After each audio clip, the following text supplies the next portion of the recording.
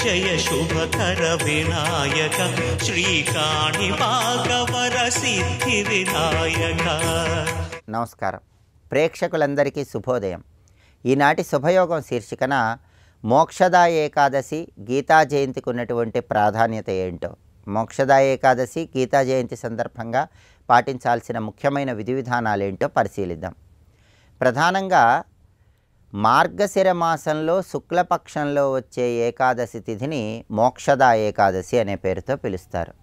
ఈ మోక్షదా ఏకాదశికి సంబంధించిన పౌరాణిక కథను మనం పరిశీలించినట్లయితే ఒకానొక సమయంలో గోకుల అనే పేరు కలిగిన రాజ్యాన్ని విఖనస మహారాజు అనే పేరు కలిగిన మహారాజు పరిపాలిస్తూ ఉండేవాడు.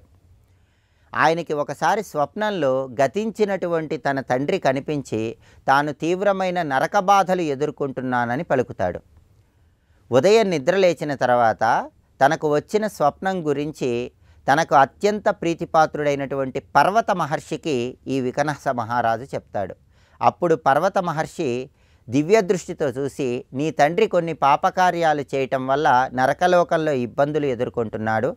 నరకలోకం నుంచి బయటకు వచ్చి నీ తండ్రి ఉన్నత లోకాలకు చేరాలంటే మార్గశిర మాసంలో శుక్లపక్షంలో వచ్చే ఏకాదశి నాడు నువ్వు ఏకాదశి వ్రతం చేయాలని విఖనస మహారాజుకు పర్వతముని చెప్తాడు. పర్వతముని చెప్పిన విధంగా మార్గశిర శుక్ల ఏకాదశి నాడు పగలంతా ఉపవాసం ఉండి రాత్రికి జాగరణ చేస్తూ విష్ణు కీర్తనలు శ్రవణం చేస్తూ మర్నాడు ద్వాదశి రోజు అన్నదానం చేసిన తర్వాత ఆ మహారాజు ఆహారం స్వీకరిస్తాడు. ఇలా ఏకాదశి వ్రతాన్ని ఆచరించటం వల్ల నరకలోకంలో ఉన్నటువంటి గతించినటువంటి ఈ విఖనస మహారాజు తండ్రి ఆత్మ ఉన్నత లోకాలకు చేరిందని పౌరాణిక గ్రంథాలు తెలియజేస్తున్నాయి.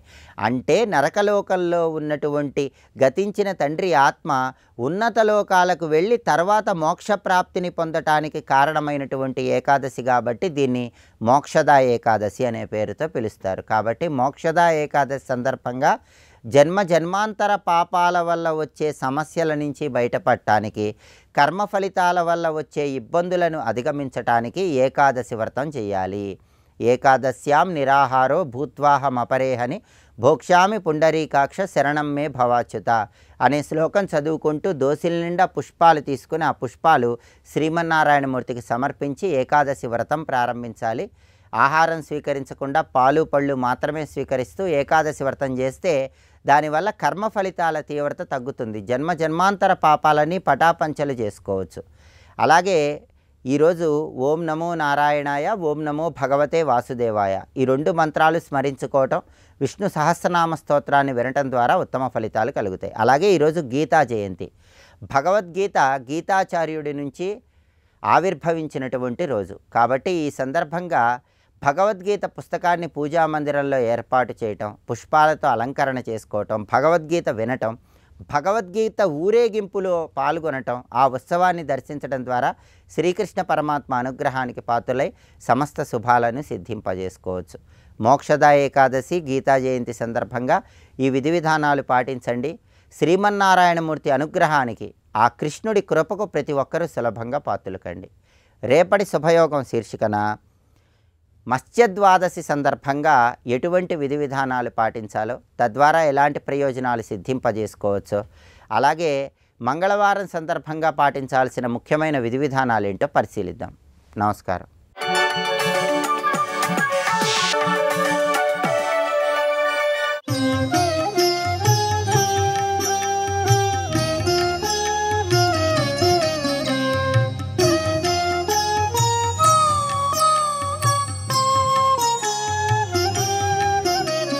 కరకలిత నిదర్శితాత్మముద్ర పరికలితోన్నత బర్హి బర్హచూడ ఇతరకర గృహీత వెత్రతోత్ర మమ హృది సన్నిధిమాతనోతు కృష్ణ, మమ హృది సన్నిధిమాతనోతు కృష్ణ. శ్రీకృష్ణం వందే జగద్గురుం.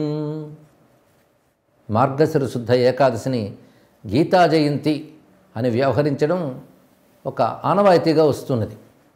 భగవద్గీత ఈరోజు ఆవిర్భవించిన దినము అని చాలామంది విశ్వసిస్తారు. ఏదేమైనప్పటికీ భగవద్గీతని పవిత్రమైన ఈ రోజున స్మరించడం ఒక పుణ్య విశేషం కూడా. భగవద్గీత సనాతన ధర్మం యొక్క సారభూతమైన విజ్ఞానం. సనాతన ధర్మం నిజానికి ఒక పుస్తకం మీద ఆధారపడలేదు. అనంతమైన వేదరాశే సనాతన ధర్మానికి మూలం.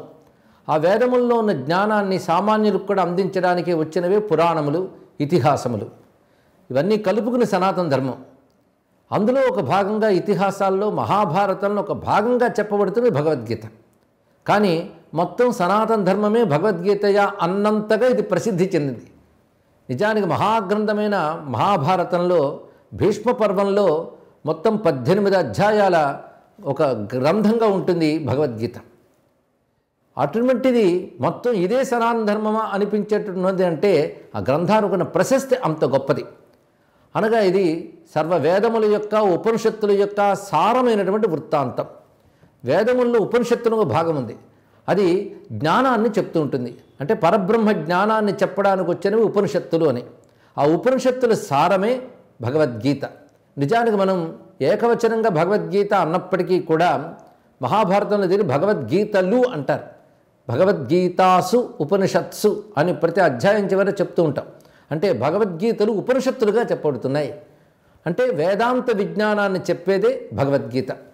సన్నివేశం మనం తెలుసుకుంటే, అంతవరకు యుద్ధం చేయడానికి ఉద్యుక్తుడై వచ్చినటువంటి అర్జునుడు చుట్టూ తనవారైనటువంటి బంధువులు ఉన్నారని చెప్పి యుద్ధం నుంచి విరమించుకోవాలని ఆయన ఒక సంశయ స్థితిలో ఉంటాడు. అప్పుడు కృష్ణ పరమాత్మ మందలించి కర్తవ్యాన్ని ఉపదేశిస్తాడు. ఆ ఉపదేశమే భగవద్గీత అని చెప్పబడుతున్నది. అంటే యుద్ధం చేయమని చెప్పడం కాదు భగవద్గీత చేసేటువంటి పని. ఎవరు వారి కర్తవ్యాన్ని చక్కగా నిర్వహించాలి అని బోధించడమే భగవద్గీత చేసే ఉపదేశం. అందుకే యుద్ధం చేయవలసిన వాడు యుద్ధం చేయాలి, ఎవరి కర్మ వారు చేయాలి అని దీనిలో చెప్తూ ఉన్న అంశం. అయితే కర్మ చేయడం వల్ల ఆ కర్మతో అనుబంధం ఏర్పడి అది వాసనగా మారి తర్వాత జన్మల్లోకి తీసుకువెళ్తుంది. కానీ కర్మలు జన్మల్లోకి తీసుకువెళ్ళే ప్రమాదం ఉంది. అలాగని కర్మని మానేస్తే కర్మ భ్రష్టత్వం వస్తుంది. అందుకే కర్మను ఎలా చేయాలి అనేది అర్జునుడికి బోధిస్తాడు. నావారు నేను అనేటువంటి అహంకార మమకారములు విడిచిపెట్టి నా కర్తవ్యమైనటువంటి విద్యుక్తమైన సత్కర్మని భగవదర్పణ బుద్ధితో చేస్తే ఆ కర్మ తరింపజేస్తుంది, మళ్ళీ బంధింపజేయదు, జన్మల్లోకి తీసుకువెళ్ళదు. ఇది తెలుసుకోవాల్సింది. కర్మను మానేయడం వల్ల మనం మోక్షం పొందుతాం అనడానికి లేదు. అయితే వివేకవంతులైనటువంటి కొంతమంది వైరాగ్యవంతులైన వారు కర్మను విడిచిపెట్టి నివృత్తి మార్గంలో వెళ్ళే వాళ్ళు ఉంటారు. కానీ ప్రవృత్తి మార్గంలో ఉన్నటువంటి వారు, అంటే వేదం 2 చెప్తున్నది, ప్రవృత్తి నివృత్తి అని. సంసారంలో ప్రవర్తించడం ప్రవృత్తి ధర్మం, సంసారం నుంచి మరలి కేవలం బ్రహ్మ విచారం చేయడం నివృత్తి ధర్మం. 2 ధర్మములే. ఏది ఉత్తమ ధర్మం అంటే ఎందులో ఎవరున్నారో వారు దాన్ని పాటించడమే ఉత్తమ ధర్మం. అందుకే ప్రవృత్తి మార్గంలో ఉన్నటువంటి అర్జునుడికి ప్రవృత్తి ధర్మమైనటువంటి, పైగా రాజుగా క్షత్రియుడిగా ఆయన ధర్మం మీద అది ఆచరించాలి అని బోధిస్తూ, నీ యొక్క ధర్మమైన యుద్ధాన్ని నువ్వు ఆచరించు. అది వైరాగ్యం లేకుండా ఆచరిస్తే కర్మఫలాన్ని అనుభవిస్తావు. ఇహంలో గెలిస్తే ఇహంలో రాజ్యం వస్తుంది, పోతే పరంలో స్వర్గం వస్తుంది. ఇది సకామంగా చేస్తే. నిష్కామంగా చేస్తే అది చిత్తశుద్ధికి హేతువై జ్ఞానాన్నిచ్చి మోక్షాన్ని కూడా ఇస్తుంది. మొత్తానికి కర్మాన్ని విడిచిపెట్టరాదు. ఇది చెప్తున్నాడు. కర్మ ఆచరణే ధర్మము. అది భగవద్గీత అందించే ప్రధానమైనటువంటి ఉద్దేశమైనటువంటిది. పైగా కర్మను ఆచరించేటప్పుడు ఫలాన్ని దృష్టిలో పెట్టుకుని చేయకుండా కర్మయందే దృష్టి పెట్టి చేయాలి. అదే కర్మణ్యేవాధికారస్తే మా ఫలేషు కదాచన అని. ఇక్కడ ఫలము నీకు లేదు రాదు అని చెప్పలేదు. ఫలమును ప్రధానంగా పెట్టుకుని నువ్వు కర్మను ఆచరించడం కాదు, కర్మ ఆచరించడం కర్తవ్యం కనుక కర్మాన్ని ఆచరించు అని బోధించారు. అదేవిధంగా ప్రధానంగా వేదము చెప్పినటువంటి కర్మ మార్గ జ్ఞాన మార్గములు 2 కూడా లోకేస్మిన్ ద్విధా పురాప్రోక్తమయానఘ అనేటువంటి శ్లోకంలో కృష్ణుడు చెప్తాడు. కర్మయోగేన యోగినాం జ్ఞానయోగేన సాంఖ్యానాం అంటూ 2 విధములైన యోగమును కూడా తెలియజేశాడు. ఇలా చెప్తూ ప్రధానంగా గీత అనేక విషయములు చెప్తూ ఉంటుంది. మనుష్యుడు తనలో ఉన్న రజోగుణ తమో గుణాన్ని నిగ్రహించుకుంటూ సత్వగుణాన్ని పెంచుకోవాలి. ఇది ప్రధానమైనటువంటి సాధనా మార్గం. ఆధ్యాత్మికత అంటే ఇదే. అందుకే ఈ రజోగుణ తమోగుణ వికారముల్ని ఆసురీ గుణములుగాను, సత్వగుణాన్ని దైవీ గుణములుగాను చెప్తూ 16వ అధ్యాయంలో దైవాసుర సంపద్విభాగ యోగం అంటూ అద్భుతమైన విషయం చెప్తాడు. పిల్లల నుంచి పెద్దల వరకు భగవద్గీత నిత్యం అధ్యయనం చేయవలసిన గ్రంథం. తమలో ఉన్న ఆసురీ ప్రవృత్తుల్ని నిగ్రహించుకుంటూ దైవీ ప్రవృత్తిని పెంపొందించుకోవాలి. దైవీ ప్రవృత్తిని పెంపొందుతూ ఉంటే వాడిలో దివ్యత్వం జాగృతి అవుతుంది. తాను తనకై క్షేమంగా ఉండగలడు, 10 మందిని క్షేమంగా ఉంచగలడు. ఇది దైవీ ప్రవృత్తి పెరగడం వల్ల వచ్చే ప్రయోజనం. ఆ దైవీ ప్రవృత్తి పెరగడానికి ఏ విధమైన ఆహారం స్వీకరించాలి, ఎలాంటి జీవన విధానం ఉండాలో కూడా తెలియజేస్తాడు. సాత్వికాహారం, రాజసాహారం, తామసాహారం 3 చెప్తూ ఇందులో సాత్వికాహారం ముఖ్యమైనదని, సత్వాత్ సంజాయితే జ్ఞానం, సత్వగుణం వల్ల జ్ఞానం వస్తుందని, జ్ఞానం వల్ల శాంతి కైవల్యం వస్తుందని చెప్తాడు. అన్నిటికీ సారంగా చెప్తూ యత ప్రవృత్తిర్భూతానాం ఏన సర్వమిదం తతం స్వకర్మణా తమభ్యర్చ్య సిద్ధిం విందతి మానవాహ అని 18వ అధ్యాయంలో అద్భుతమైన శ్లోకాన్ని చెప్పారు. ఎవరి వలన ఈ జగత్తు ప్రవర్తిస్తున్నదో, సృష్టి స్థితిలైలు పొందుతున్నదో ఆ పరమాత్మని ప్రతివారు తమ కర్మతో అర్చించి సిద్ధిని పొందుతారు. అద్భుతమైన మాట చెప్పారు. తమ కర్మతో అన్నప్పుడు కర్మయోగం, అర్చించి అన్నప్పుడు భక్తి యోగం, సిద్ధిని పొందుతారు అన్నది జ్ఞానయోగం. కనుక భగవంతుడు అంటే ఏమిటి? యత ప్రవృత్తిర్భూతానాం ఏన సర్వమిదం తతం. అద్భుతమైన నిర్వచనం. ప్రపంచంలో ఏ మానవుడైనా అంగీకరించదగ్గ నిర్వచనం ఇది. భగవంతుడంటే ఎవరి వలన ఈ జగత్తంతా నడుస్తున్నదో, సృష్టి స్థితులు పొందుతున్నదో అతను భగవంతుడు. ఆ భగవంతుణ్ణి నువ్వు నీ కర్మని ఆయనకు అర్చనగా చెయ్యు అంటే మన కర్మని భగవదర్పణ బుద్ధితో చేయాలి. అర్పణ బుద్ధి ఎప్పుడు వస్తుంది? ప్రేమ ఆశ్రయము ఉన్నప్పుడు వస్తుంది. కానీ అర్పణ బుద్ధి అంటే భక్తి. స్వకర్మని భక్తిగా ఆచరిస్తూ భగవదర్పణం చేసినట్లయితే అది చిత్తశుద్ధిని, కైవల్యాన్ని ప్రసాదిస్తుందని భగవద్గీత చెప్తుంది. భగవద్గీతలో ఒక్క శ్లోకమైనా చాలు మంత్ర విశేషం అని చెప్తారు. భగవద్గీత కించిదధీత గంగా జలలవ కణికాపీత అని ఆదిశంకర భగవత్పాల వారు చెప్పారు. అందుకే భగవద్గీత అంటే సనాతన ధర్మ హృదయం, సమస్త మానవాళి అభ్యుదయాన్ని సాధించగలిగే ఆధ్యాత్మిక మార్గం చెప్పేది. అందుకే పసితనం నుంచే భగవద్గీతలో శ్లోకాలు, భావాలు అధ్యయనం చేయాలి, జీవితాన్ని తీర్చిదిద్దుకోవాలి. ఉత్తమ వ్యక్తిత్వ నిర్మాణానికి భగవద్గీతను మించిన కరదీపిక లేదు. అటువంటి భగవద్గీతను ప్రసాదించిన గీతాచార్యుడైన కృష్ణ పరమాత్మకు నమస్కరిస్తూ స్వస్తి.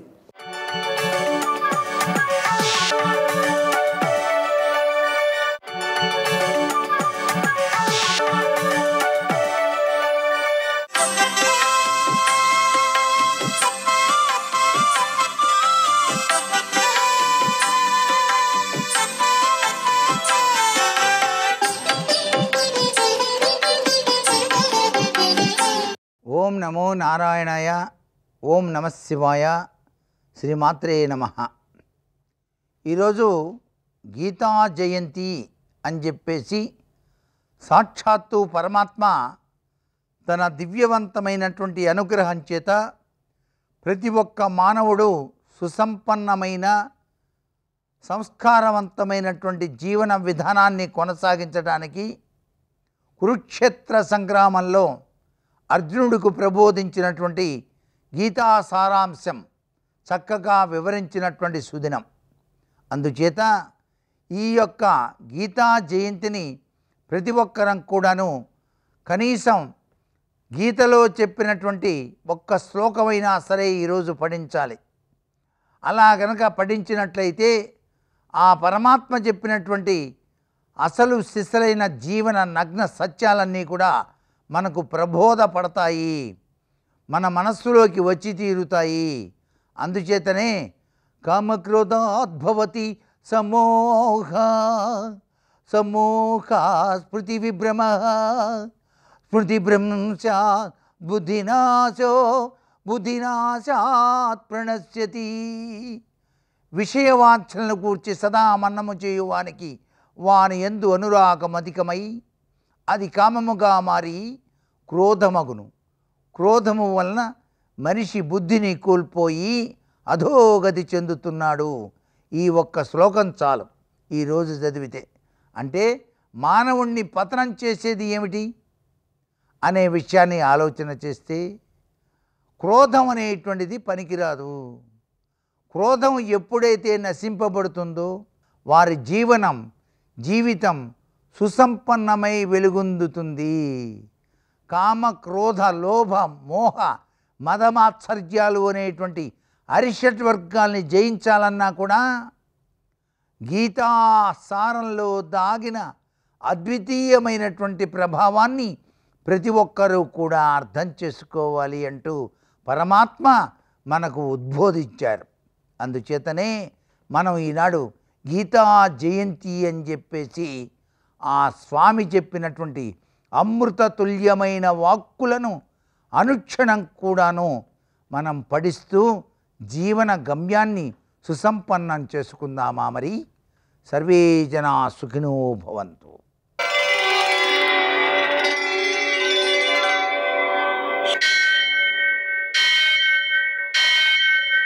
సహస్రశీర్షం దేవం విశ్వాక్షం విశ్వశంభువం విశ్వం నారాయణం దేవమక్షరం పరమం పదం విశ్వతః పరమాం నిత్యం విశ్వం నారాయణగుం హరిం విశ్వమేవేదం పురుషస్తద్విశ్వముపజీవతి పతిం విశ్వస్యాత్మేశ్వరం శాశ్వతం శివమచ్యుతం నారాయణం మహాజ్ఞేయం విశ్వాత్మానం పరాయణం.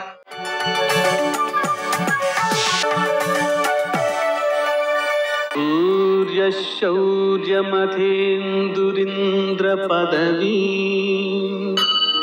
సన్మంగళం మంగళం.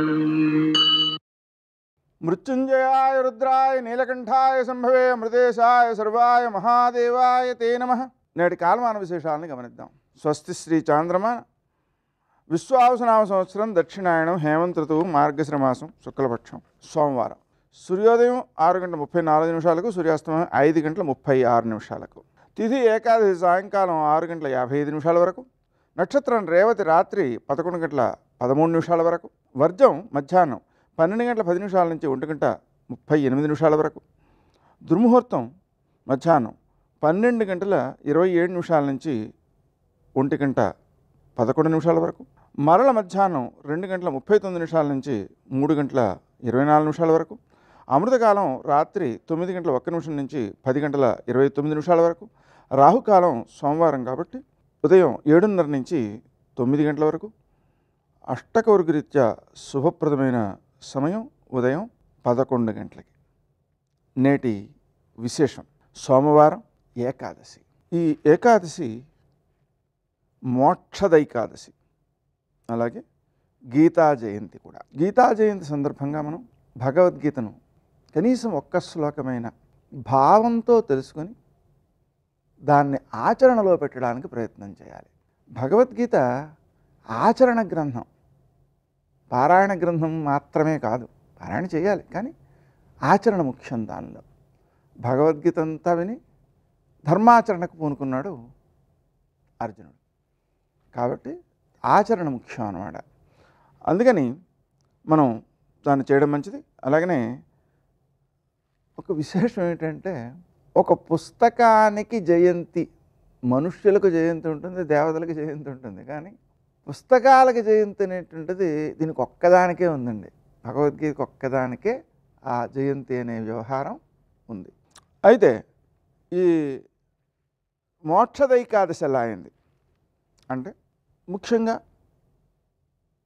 మార్గశీర్ష శుద్ధ దశమి మధ్యాహ్న కాలంలో ఒకసారి ఆహారం స్వీకరించి, అంటే మామూలుగానే ప్రాతస్నానాధికం చేసి ఉపవాసం ఉండి పూజ చేయాలి, రాత్రి జాగరణ చేయాలి, ద్వాదశికి ఏకభక్తం చేయాలి, ఒక పూట భోజనం రేపు కూడా. ఈ ఏకాదశి మోహాన్ని నశింపజేస్తుంది. అంటే వ్యామోహం అంటారు చూసారు, దాన్ని పోగొడుతుందన్నమాట. అందుకని దీనికి మోక్షద అనే ఏకాదశి పేరు వచ్చిందనమాట. అందువలన మనం దీన్ని ఆచరించడం ద్వారా ఉత్తమమైన ఫలితాలు సిద్ధిస్తాయి. ఏ వ్యక్తి అయినా మోహం చేతే కదా దోషాలు చేస్తూ ఉండేది. అందువలన పాపాలు చేయకుండా కాపాడుతూ ఉంటుందన్నమాట. నేటి ఆణిముత్యాలు.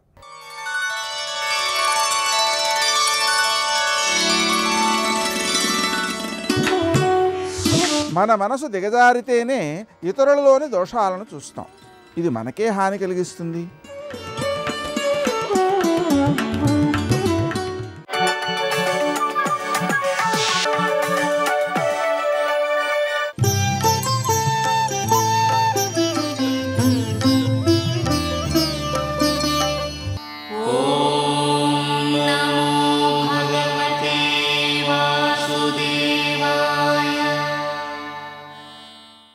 అంటూ భగవాన్ శ్రీకృష్ణనామస్మరణతో పునీతమవుతున్న పుణ్యధామం ఉడిపి.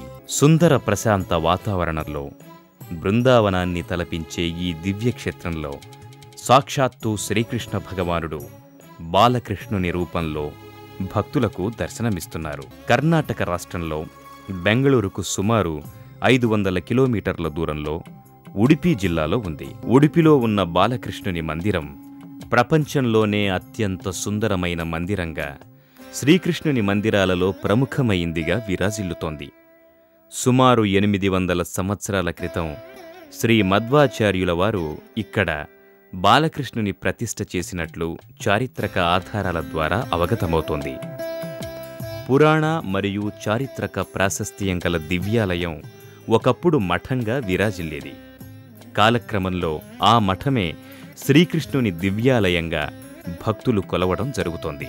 ప్రధానాలయ గోపురాన్ని దర్శించుకున్న భక్తులు అనంతరం ఓం నమో వాసుదేవాయ నమః అంటూ ముందుకి కదులుతారు. ఆలయ ముఖద్వారం పైన మఠాధిపతుల చిత్రాలు భక్తులకు దర్శనమిస్తాయి. ప్రధానాలయంలో కుడి చేతి వైపు భాగంలో శ్రీమద్వా తీర్థం భక్తులకు దర్శనమిస్తుంది. అలనాటి దేవాలయ సంస్కృతి సంప్రదాయాలను స్ఫురణకు తెచ్చే ఈ తీర్థం మధ్య భాగంలో మనోహరమైన ఓ మండపం భక్తులకు దర్శనమిస్తుంది. ఉత్సవాలు పండగలప్పుడు ఈ తీర్థంలో స్వామివారికి తెప్పోత్సవాన్ని నిర్వహిస్తుంటారు.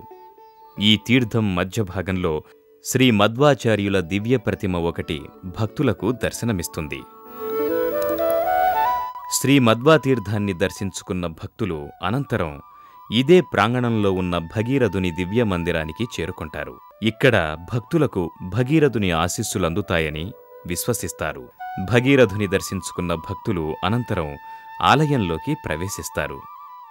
ఆలయంలో ఎడమవైపు భాగంలో చెన్నకేశవ స్వామివారి దివ్యమంగళ పంచలోహమూర్తి దర్శనమిస్తుంది. అత్యంత నయనానందకరంగా దర్శనమిచ్చే చెన్నకేశవ స్వామివారు భక్తుల అభిష్టాలను నెరవేరుస్తారని భక్తులు చెబుతారు. చెన్నకేశవ స్వామివారిని దర్శించుకున్న భక్తులు అనంతరం ఓం నమో కృష్ణాయ విష్ణువే నమః అంటూ గర్భాలయ ప్రాంగణంలోకి చేరుకుంటారు. గర్భాలయ ప్రాంగణమంతా భక్తులను ఓ అద్వితీయమైన అనుభూతికి గురిచేస్తుంది. గర్భాలయం ముందు భాగంలో పంచలోహాలతో చేసిన ధ్వజస్తంభం ఒకటి దర్శనమిస్తుంది.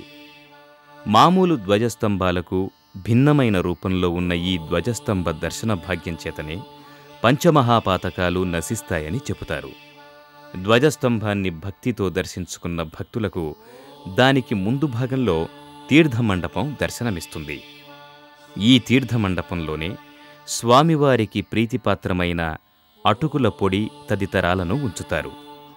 ఈ తీర్థమండపంలో పూజలు నిర్వహించేటప్పుడు జ్యోతులు వెలిగిస్తారు. ఆ సమయంలో ఈ మండప శోభ వర్ణనాతీతం. స్వచ్ఛమైన వెండి మండపంతో అలరారుతున్న ఈ తీర్థమండపాన్ని దర్శించుకున్న భక్తులు అనంతరం గర్భాలయంలోకి ప్రవేశిస్తారు. దేశంలో ఎక్కడా లేని విధంగా ఇక్కడ భక్తులకు గర్భాలయ ప్రవేశం ఉండదు. స్వామివారిని కిటికీ గుండా మాత్రమే భక్తులు దర్శించుకుంటారు. ఈ కిటికీని నవరంధ్ర కిటికీ అని పిలుస్తారు. వెండి తొడుగుతో నిర్మించిన ఈ కిటికీ రంధ్రాల గుండా గర్భాలయంలో కొలువైన బాలకృష్ణుని దివ్యమంగళ శిలారూపాన్ని దర్శించుకుని హే ప్రభో వాసుదేవ మమ్మల్ని కరుణించి కాపాడు తండ్రి అంటూ భక్తి శ్రద్ధలతో ప్రణమిల్లుతారు. అతసి పుష్పసంకాసం హారనూపురశోభితం రత్నకంకణకేయూరం కృష్ణం వందే జగద్గురుం కృష్ణం వందే జగద్గురుం కృష్ణం వందే జగద్గురుం కృష్ణం వందే జగద్గురుం కృష్ణం వందే జగద్గురుం.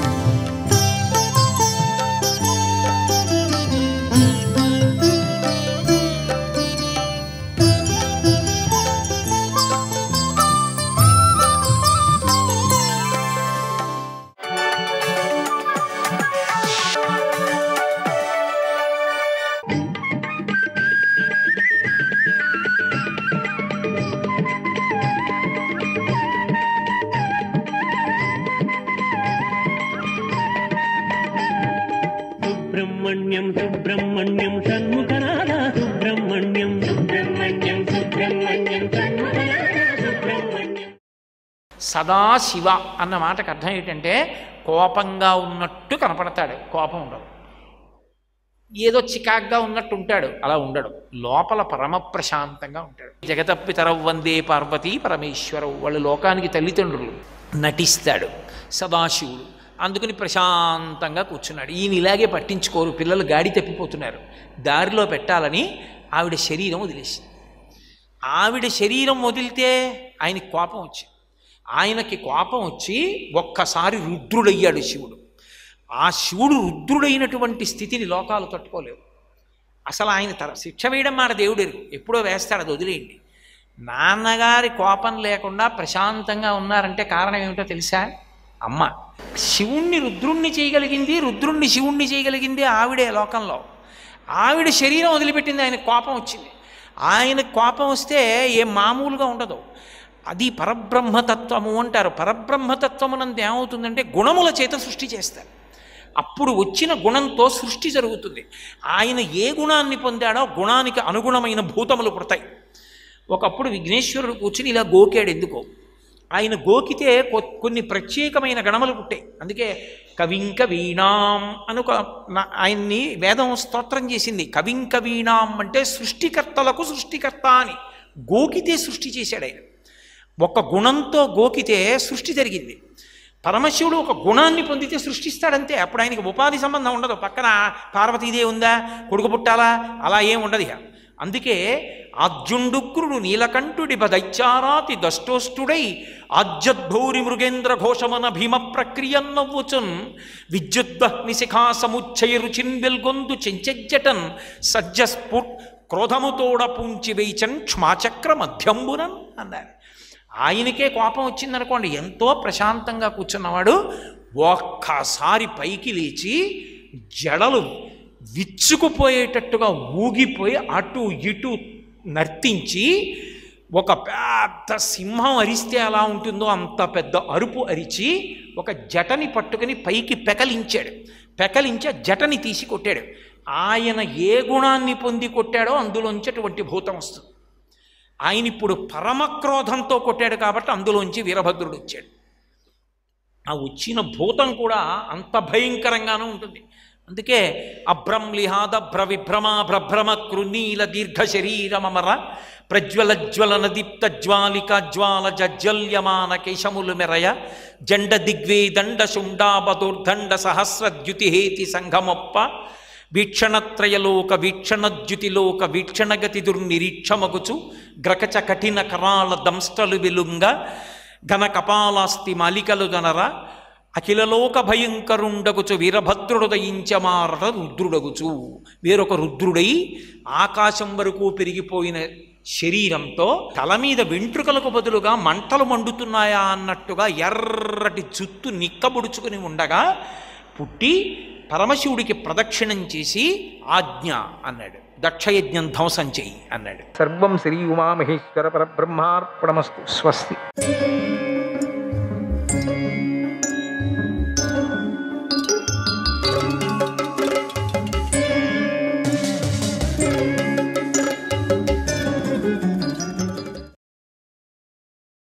సురాసురుల యొక్క జన్మ వృత్తాంతము నేను విన్నది విన్నట్లుగా నీకు నేను చెప్పాను. ఇక వీరి సంతానాన్ని గురించి మాత్రం చెప్పడానికి సాధ్యం కాదు, నా చేత కాదు. నిజంగా ఉన్నారు కానీ ఇక్కడ నా చేత కాదు. ఇక దక్షపుత్రిక అయినటువంటి వినతకు తార్కుడు, అరిష్టనేమి, గరుడు, అరుణుడు, ఆరుణి, వారుణి అనేవారు పుట్టారు. స్పెల్లింగులు అప్పుడప్పుడు మిస్టేక్ అవుతుంటాయి, మీరు సరి చేసుకోండి. కద్రువకు శేషుడు, అనంతుడు, వాసుకి, తక్షకుడు, కూర్ముడు, కులికుడు పుట్టారు. ముని అనే దక్షపుత్రికకు భీమసేనుడు, ఉగ్రసేనుడు, సుపర్ణుడు, వరుణుడు, గోపతి, ధృతరాష్ట్రుడు, సూర్యవర్చసుడు, సత్యవాక్కు, అర్కపర్ణుడు, ప్రయతుడు, భీముడు, సర్వజ్ఞుడు, చిత్రరథుడు, శాలిశిరుడు, పర్జన్యుడు, కలి, నారదుడు అనే 14 మంది జన్మించారు. ప్రాథ అనేటువంటి దక్షపుత్రికకు అనవంద్య, మనువు, వంశ, అసుర, మార్గణప్రియ, అరూప, సుభగ, భాసి అనే కన్యలు పుట్టారు. సిద్ధుడు, పూర్ణుడు, బర్హి, మహాయశస్వి, పూర్ణాయువు, బ్రహ్మచారి అయినటువంటి రతిగుణుడు, పేరే బ్రహ్మచారి అయినటువంటి వాడికి రతిగుణుడు, సుపర్ణుడు, విశ్వవసువు, భానువు, సుచంద్రుడు అనే 10 మంది కుమారులు జన్మించారు. ఇంతేకాకుండా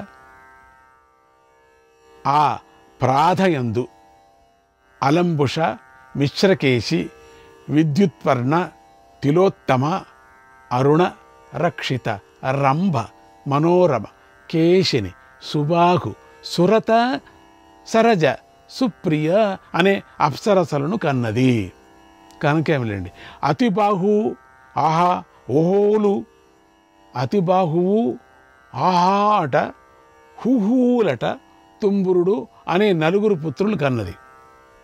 ఏమో తుంబురుడు సరే, ఊహు, ఆహా, హూహులట.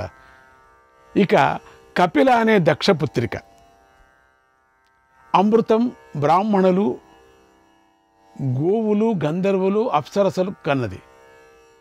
వీళ్ళందరినీ కనేసింది. ఈ విధంగా గంధర్వులు, అప్సరసలు, సర్పాలు, సుపర్ణులు, రుద్రులు, మరుత్తులు, గోవులు, బ్రాహ్మణులు మొదలైన సమస్త ప్రాణులు పుట్టారు. వారి ఉత్పత్తి నీకు చెప్పాను. ప్రతివారు ఈ ఘట్టాన్ని వినే తీరాలి. ఆయుష్యశ్చైవ పుణ్యశ్చ ధన్యః శృతి సుఖావహ శ్రోతవ్యశ్చైవ సతతం శ్రావ్యశ్చైవానసూయత. ఆయస్సును వృద్ధి చేసేది, పుణ్యాన్ని ఇచ్చేది, ధన్యులను చేసేది, వినటం వల్ల చెవులకు సుఖాన్ని కలిగించేది అయిన ఈ వృత్తాంతాన్ని వినాలి, వినిపించాలి. దోషబుద్ధి లేకుండా నిరంతరము వినాలి. ఈ నిరంతరము వింటూ ఉండాలట, అప్పుడప్పుడు వినాల. ఇమం తు వంశం నియమేన యః పఠేత్ మహాత్మనాం బ్రాహ్మణ దేవ సన్నిధౌ అపత్యలాభాం లభతే సపుష్కలం శ్రియం యశః ప్రేత్య చ శోభనాం గతిం. ఈ మహాత్ముల వంశోత్పత్తి గురించి బ్రాహ్మణ దేవ సన్నిధిలో చదివిన వారు సంతానాన్ని, పుష్కలమైన ధనాన్ని పొందుతారు. సంతానముండని పుష్కలమైన ధనం కావాల చాలామందికి. మరణానంతరము ఇది కావాల. మంచి ఉత్తమమైనటువంటి గతిని పొందుతారు. శ్రీకృష్ణాయ పరమాత్మనే నమః. వైశంపాయనుడు జనమేజయుడితో ఇలా చెప్పాడు. ఓ రాజా, బ్రహ్మమానస పుత్రులైన 6 మహర్షుల గురించి నీకు తెలుసు. వారిలో స్థాణువు అనే మహర్షికి మృగవ్యాధుడు, సర్పుడు, నివృతి, అజైకపాదుడు, అహిర్బూధ్యుడు, పినాకి, దహనుడు, ఈశ్వరుడు, కపాలి, స్థాణువు, భవుడు అనే 11 మంది కుమారులు, 11 రుద్రులు. బ్రహ్మమానస పుత్రులలో అంగీరసుడికి బృహస్పతి, ఉతత్యుడు, సంవర్తకుడు అనే 3 కొడుకులు పుట్టారు. తర్వాత బ్రహ్మదేవుడి మానసపుత్రుడైన అత్రి మహర్షికి ఎంతోమంది పుత్రులు ఉన్నారు. వారందరూ మహర్షులు, గొప్పవారు. ఇక పులస్య మహర్షికి రాక్షసులు, వానరులు, కిన్నరులు, యక్షులు పుత్రులుగా పుట్టారు. పులహుడికి శరభాలు, సింహాలు, కింపురుషులు, వ్యాఘ్రాలు, ఎలుగుబంట్లు, తోడేళ్లు పుట్టాయి. క్రతువు అనే మహర్షికి క్రతువుతో యజ్ఞంతో సమానమైన పవిత్రులు, సూర్యుడితో పాటు సంచరించేవారు అయిన వాలకిల్యులనే మహర్షులు కూడా జన్మించారు. బ్రహ్మదేవుడి కుడి చేతి బొటన వ్రేలి నుండి దక్షుడు పుట్టాడు. ఎడమ చేతి వ్రేలి నుండి పుట్టిన కన్య దక్షుడికి భార్య అయ్యింది. వారికి 50 మంది కన్యలు పుట్టారు. పుత్రులు లేని దక్షుడు వారినందరినీ ఎంతో ప్రేమతో పెంచాడు. వారిలో 10 మంది కన్యలను ధర్ముడికి ఇచ్చాడు. 27 కన్యలను చంద్రుడికి ఇచ్చాడు. 13 కన్యలను కశ్యపుడికి ఇచ్చారు. కీర్తి, లక్ష్మి, ధృతి, మేధ, పుష్టి, శ్రద్ధ, క్రియ, బుద్ధి, లజ్జ, మతి అనే 10 మంది ధర్ముడి భార్యలు. వీరిని ధర్మానికి ద్వారాలుగా బ్రహ్మదేవుడు నియమించాడు. తర్వాత 27 మంది చంద్రుడి భార్యలు కాలాన్ని నడిపించటానికై నియమించబడ్డారు. లోకయాత్ర సాగటం కోసం వీరు నక్షత్రాల పేర్లతో పిలువబడ్డారు. ధర్మదేవుడు బ్రహ్మదేవుడి వక్షస్థలం నుండి పుట్టడం వల్ల బ్రహ్మపుత్రుడిగా నిలబడ్డాడు, అంటే పిలువబడ్డాడు బ్రహ్మపుత్రుడిగా. ఆ ధర్ముడికి ధరుడు, ధ్రువుడు, సోముడు, హవస్సు, అనిలుడు, అనలుడు, ప్రత్యుషుడు, ప్రభాసుడు అనే అష్టవసువులు పుత్రులుగా పుట్టారు. ధర్ముడికి దశకన్యలు కాకుండా ఇంకా కొంతమంది ఇతర కన్యలతో కూడా పెళ్లి జరిగింది. ఆ ప్రకారంగా ధూమ్ర అనే ఆమెకు ధరుడు, ధ్రువుడు పుట్టారు. మనస్వికి చంద్రుడు పుట్టాడు. శ్వాసకు శ్వాసనుడు కలిగాడు. రతకు అహుడు, శాండిల్యకు హుతాశనుడు, ప్రభాతకు ప్రత్యూషుడు జన్మించారు. వీరికి కలిగిన పుత్రుల్లో ధరుడికి ద్రవిణుడు, హుతవహ్యహుడు పుట్టారు, అంటే ధ్రువుడికి కాలుడు పుట్టారు. ధర్ముడి పుత్రుడైనటువంటి సోముడికి మనోహరకు వర్చునుడైనటువంటి పుత్రుడు కలిగాడు. అతడి వల్లే మానవులు తేజస్సు, కాంతి, పరాక్రమాలు కలవారవుతున్నారు. ఇంకా మనోహరకు శిరుడు, ప్రాణుడు, రమణుడు అనే 3 పుత్రులు కలిగారు. ధర్ముడి పుత్రుడైనటువంటి అహస్సుకు జ్యోతిష్సు, శముడు, శాంతుడు, ముని అనే 4 కుమారులు జన్మించారు.